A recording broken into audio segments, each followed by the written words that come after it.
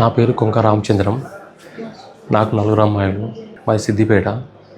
మా పెద్దమ్మాయికి SVS Mahabubnagar private medical college మహబూబ్ నగర్లో తనకు ఎంఎస్ ఆప్థమాలజీలో పీజీ సీట్ రావడం జరిగింది. పీజీ సీట్కి సంబంధించి ట్యూషన్ ఫీజు ప్రతి సంవత్సరము 7,50,000 ఉంటుంది. 3 సంవత్సరాలు కలిపి 22.5 లక్షలు అవుతుంది. నాకు ఈ రిజల్ట్ వచ్చిన తర్వాత సార్ని పోయి కలవడం జరిగింది. హరీష్ రావు సార్ని ఇంటికి వెళ్ళి సార్ని కలిసిన తర్వాత, ఒకవేళ మీకు అంత అమౌంట్ అడ్జస్ట్మెంట్ కాకపోతే ఇంటిపైన లోన్ తీసుకోపోయావు బాబు అని అడిగాడు.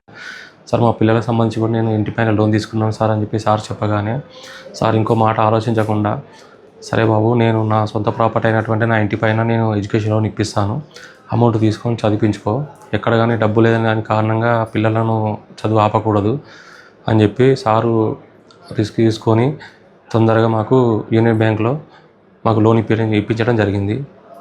మాకు 2024లో మాకు చిన్నపిల్లలకు కూడా జగిత్యాల గవర్నమెంట్ మెడికల్ కాలేజీలో ఎంబీబీఎస్ సీట్లు వచ్చినప్పుడు కూడా సార్ పిలిపించుకొని మా కుటుంబానికి కూడా ఆర్థిక సహాయం చేయడం జరిగింది. ఇలాంటి ఎమ్మెల్యే మా సిద్దిపేటకు ఉండడం మా అదృష్టము.